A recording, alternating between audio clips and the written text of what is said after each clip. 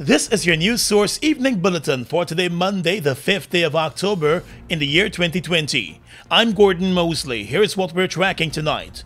Several nurses stayed away from their jobs today at the Georgetown Hospital, while others picketed outside the hospital, pressing management and the government to address their concerns about risk allowances, improved salaries, and adequate protective gear.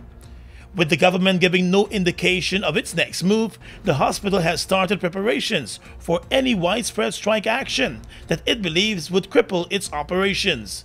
The chief executive officer of the hospital, George Lewis, told News Source today that while a few nurses were absent from duty, it did not affect the operations of the hospital today. Outside the hospital this morning, a group of nurses armed with their placards protested once again to bring attention to their concerns. Union Representative Owen John today said the government and the hospital's management need to stop issuing threats against the healthcare workers and employ a better approach that could have issues addressed and resolved. These nurses know the risks that they're taking on a daily basis, and they feel that the administration needs to listen to them. Not listen to me or some politician. Listen to them. To date, we haven't had a single word from a single politician. And certain politicians, a couple of people came here and said, okay, we advertise you guys. We understand what they were saying.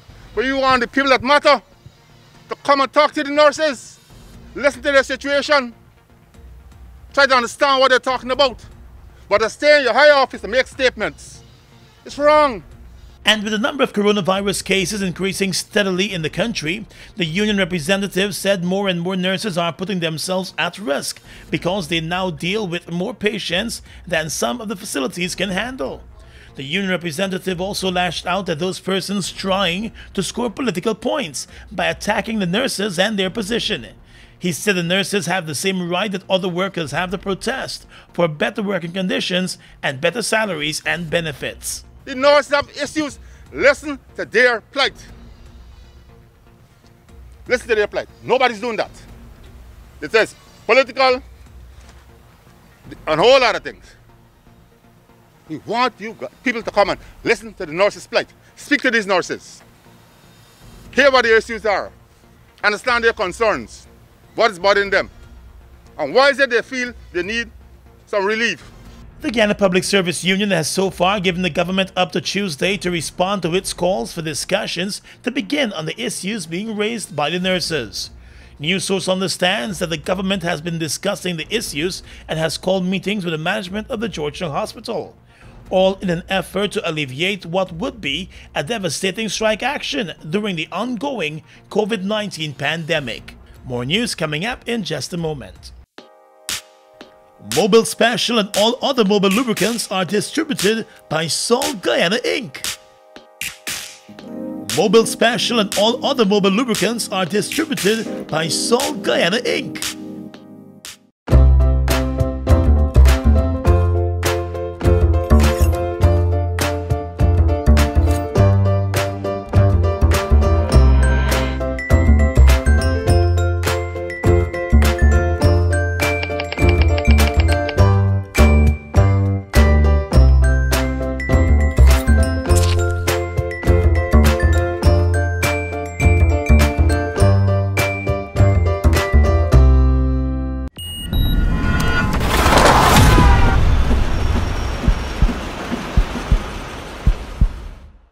Isuzu D-Max, built to work.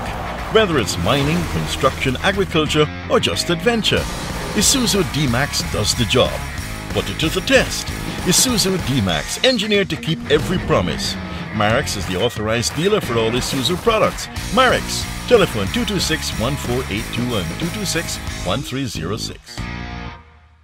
Design, photography, advertising, you name it, we do it. At Mass Global Media, we offer high-quality, versatile media and marketing solutions that will help your business reach its goals. Contact us now if you want a website developed, graphic design, social media marketing, animation, and much more by emailing info@massglobalmedia.com or call 658-5636. Mass Global Media, vision, execution, results.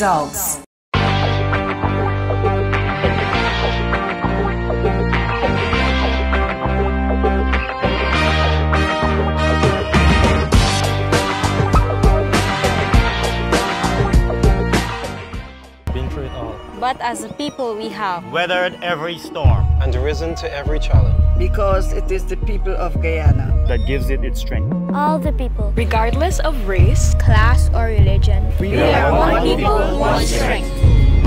And now is our time. A time to rise. Together, we rise.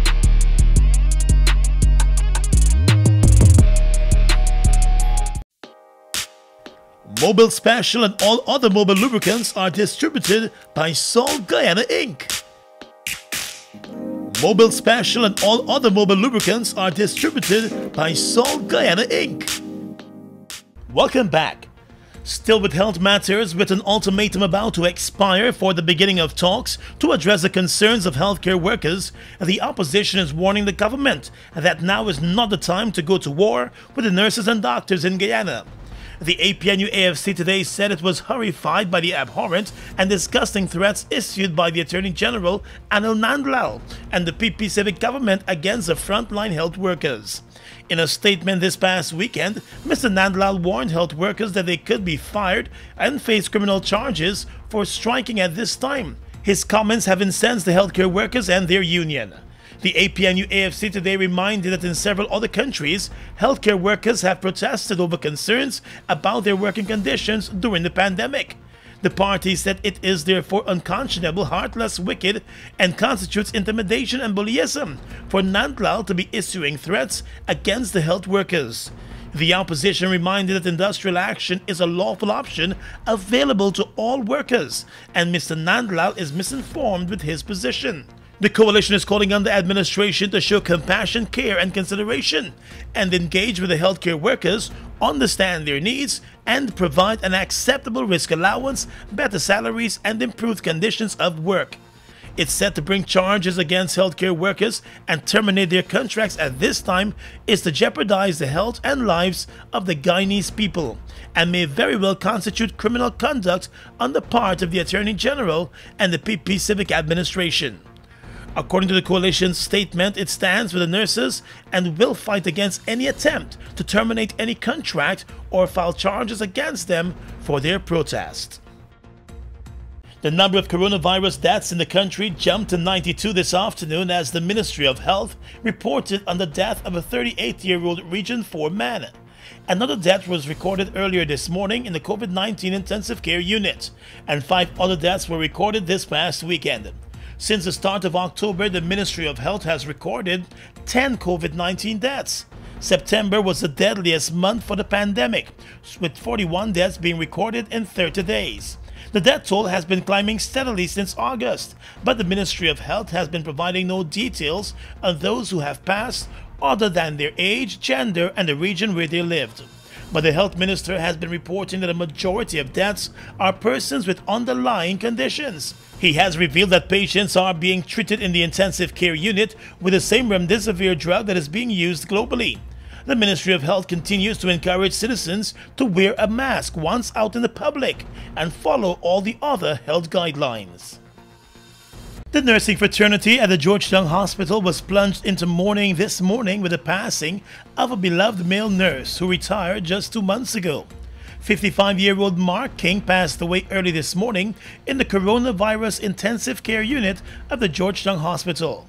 He was a patient in the COVID ICU for the past 10 days. King was admitted to the Georgetown Hospital on the 25th of September after turning up at the emergency department with a number of complaints. A coronavirus test revealed that he was positive for the coronavirus and he was placed in the ICU because of the severity of his symptoms. He reportedly had a number of underlying conditions. Public Relations Officer at the GPHC Shell Providence, and offering sympathy on behalf of the hospital, told news source that male nurse King served the profession of nursing for 31 years. She said he only retired in July and was loved by his colleagues who worked with him over the past 3 decades. On Facebook, several nurses expressed their shock at the passing, while remembering King as a dedicated nurse who was always a good teacher and friend. Many of them recalled that he worked in almost all of the wards and departments at the hospital, including the emergency department, where he spent the final days on duty before heading into retirement. Let's tell you now that the Supreme Court is moving ahead with the restart of jury trials despite some concerns by the Guyana Bar Association. In a statement, the Supreme Court explained that plexiglass and transparent screens have been installed in the courtroom and will form part of the approved arrangements and guidelines that will allow for the restart of jury trials. The Supreme Court said it has been working along with the Ministry of Health and the COVID-19 task force to facilitate the safe resumption of jury trials for the October session of the Demerara Assizes. It was further explained that during the month of September, senior officials from the Ministry of Health and the National COVID-19 Task Force met with the Chief Justice and other judges along with the Registrar of the Supreme Court. The two sides discussed the measures that will be put in place as well as various sanitation protocols. The Health Ministry also facilitated a visit of another team of officials last week, and the sanitization of all the courts and court offices at the High Court was done on the 1st of October. Both the Ministry of Health and the Supreme Court have assured that all necessary public health arrangements for the safe conduct of criminal trials are in place. The Supreme Court has been closed to jury trials since the coronavirus pandemic reached Guyana back in March. Although other hearings were done, the absence of jury trials further contributed to an already clogged backlog of cases. Let's tell you now that the PP Civic government has retained the services of two of its former health ministers to serve as advisors to the new health minister, while one of its members of parliament will take on the new role of Director General in the Ministry of Health. In a memo to all directors and heads of department in the Ministry of Health, Permanent Secretary Colette Adams announced the appointments of former health ministers Dr. Leslie Ramsamy and Dr. Berry Ramsaran as advisors to the Minister of Health, Dr. Frank Anthony. Additionally, Adams also announced the appointment of PP Civic Member of Parliament and former Regional Health Officer for Region 6, Dr. Vishwa Mahadio, as Director General in the Ministry of Health. The Director General's position is a new one that has been created, and according to the memo, Dr. Mahadio will be responsible for the health services which are being delivered at the regional level. Dr. Ramsamy served as Minister of Health from 2001 to 2011, and during that time he was credited with Guyana's global response to fight HIV/AIDS. However, he also faced criticism during his tenure for a letter that carried his signature and which authorized the importation of spy equipment that was later found in the possession of members of a phantom death squad. He has always denied any involvement. Ramsamy was later moved to the Ministry of Agriculture and remained in that position until the PP Civic was ousted in the 2015 elections. Dr. Berry Ramsaran served as the Junior Health Minister for a number of years under Ramsamy, but took over the portfolio in 2011 under the Donald Ramotar administration. The same President Ramotar who promoted Ramsaran to the Health Minister's position in 2011 fired him from that position weeks before the 2015 elections, after an audio recording surfaced with Ramsaran threatening a women's rights activist that he would slap and strip her. The Health Ministry also recently announced the appointment of gynecologist Dr. Narayan Singh as the new acting Chief Medical Officer. His appointment comes as a substantive CMO has headed off on pre-retirement leave.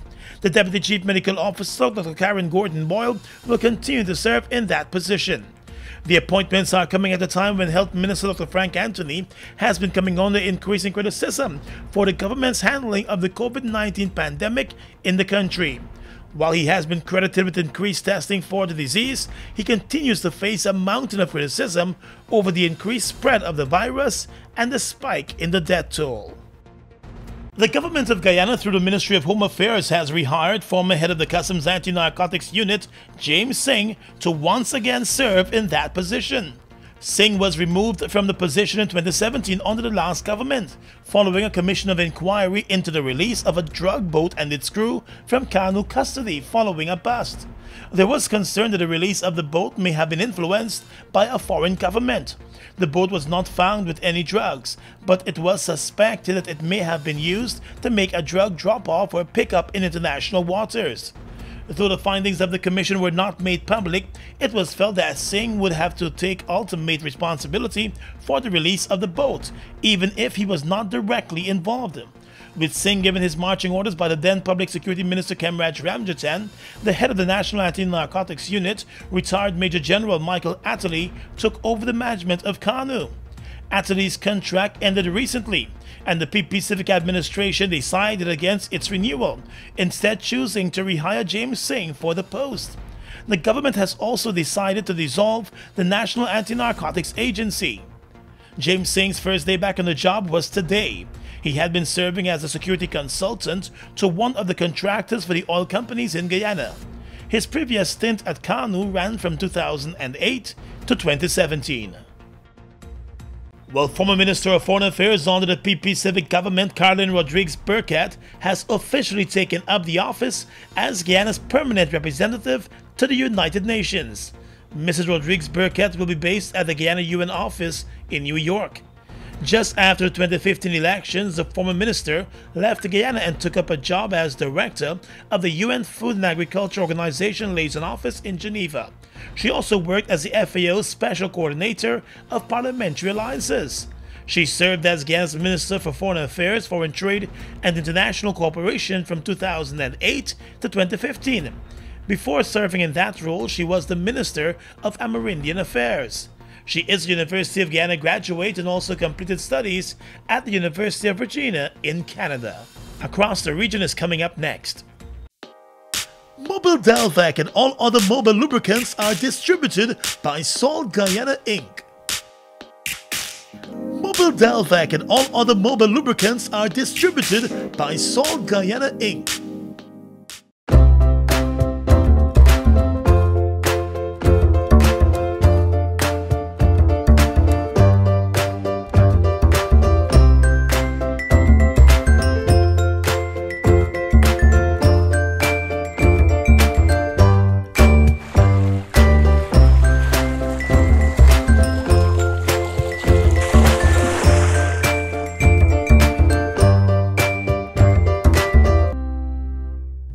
We all know a strong educational foundation is a key to successful learning.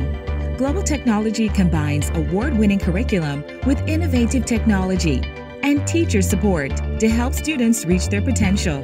Our online platform creates an engaging learning experience. Using any device, you can be a part of amazing class discussions, collaborate with others, and have access to virtual learning software. With our multiple payment methods, you will never have to leave home. Find out how Global Technology can allow you to learn anything, anywhere, at any time. Been through it all. But as a people, we have Weathered every storm And risen to every challenge. Because it is the people of Guyana that gives it its strength. all the people, regardless of race, class, or religion. we are one people, one strength. And now is our time. A time to rise. Together, we rise.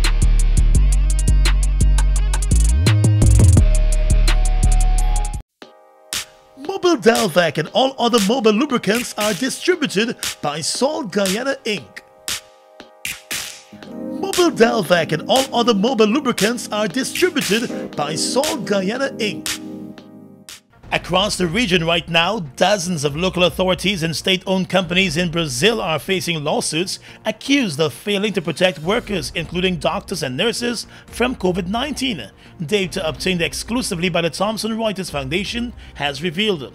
Labor prosecutors filed 69 lawsuits against city governments and state-controlled firms, such as Banco do Brasil, in the first half of the year for reported coronavirus labor abuses, such as not providing workers with protective equipment.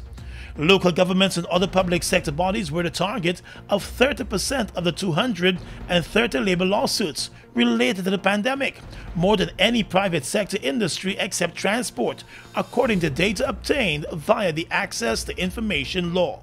The data has raised concerns about a lack of oversight by several major Brazilian companies, as well as local authorities that are mostly responsible for running the public health system in a nation with the world's second highest COVID-19 death toll. A British appeals court has overturned a judgment which said the UK had recognized opposition leader Juan Guaido as Venezuela's president.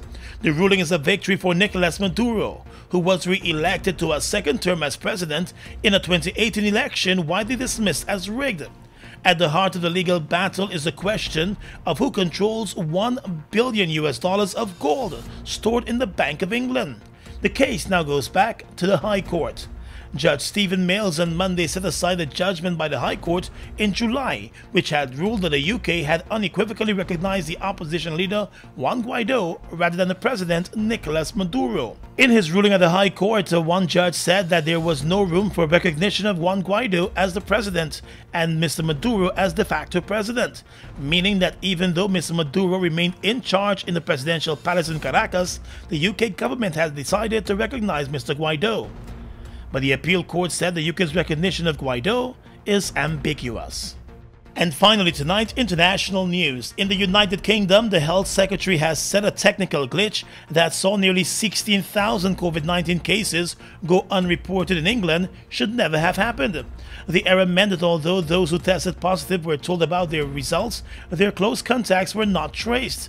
This afternoon, around half of those who tested positive had yet to be asked about their close contacts. The opposition in the UK said the missing results were putting lives at risk. Experts advised that ideally contacts should be traced down within 48 hours. The technical error was caused by some Microsoft Excel data files exceeding the maximum size after they were sent from the hospital test lab and traced to Public Health in England. And that's your News Source Evening Bulletin for tonight. I'm Gordon Mosley reporting.